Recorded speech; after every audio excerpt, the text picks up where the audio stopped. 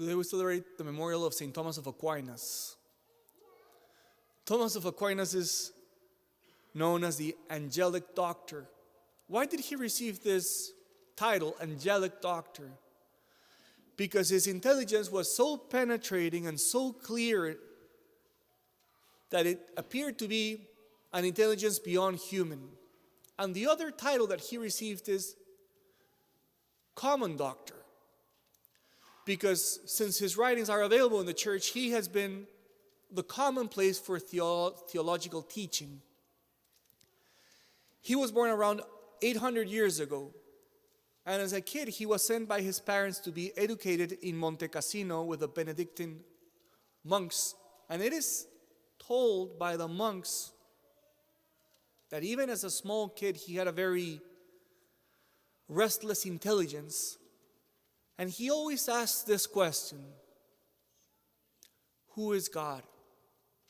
Even as a kid, his heart was restless, trying to wrestle with this question, who is God? And my idea of Thomas of Aquinas is that he wrestled with this question for his whole life. And his whole theological enterprise was really the desire to respond to this question that he posed as a child: who is God? Although Thomas of Aquinas was granted an exceptional intelligence, 1 in a million or perhaps 1 in 100 million, it is also true, or at least this is the opinion of his secretary, Brother Reginald, that he received a special infused mystical grace for theology. And there are some neat examples that Brother Reginald provides about the way that Thomas of Aquinas did theology. Hear me out. When Thomas of Aquinas wrote his books, he had different scribes that would take notes of what he dictated. And Brother Reginald said that he had anywhere between 3 and 4 scribes at the same time taking notes of what he was dictating. He would dictate books on different topics simultaneously, and if that wasn't enough, when he fell asleep while working out of tiredness, when he woke up, he would continue dictating from the point where he left it. He did theology, crying, praying, and fasting.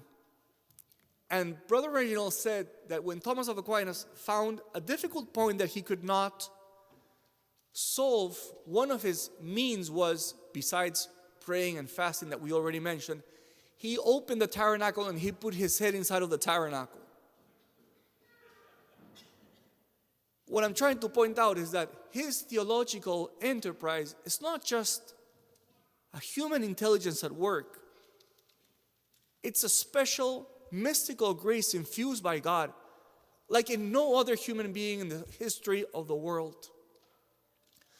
The best biography out there about Thomas of Aquinas is a small one, the one written by J. Chesterton. If you really want to get a great summary of Aquinas, read Chesterton's biography, but it's not easy as you might expect. Let me finish with this. I think that one of the most beautiful things about Aquinas is that although he reached the summit of theology and although he had great prestige, he worked closely with the popes and with the kings, he never lost his childish piety. They said he always had the heart of a child. And in a sense, the child that was asking the question, who is God, was the child that lived with him and within him until his last days. So I think that if we could learn something from him, most of us won't have even a fraction of his intelligence. What we can aim to have is the piety of a child. And no matter how prestigious we get to be, that we may remain as small children asking ourselves this question: who is God? That we may hunger to discover more deeply who is our Lord.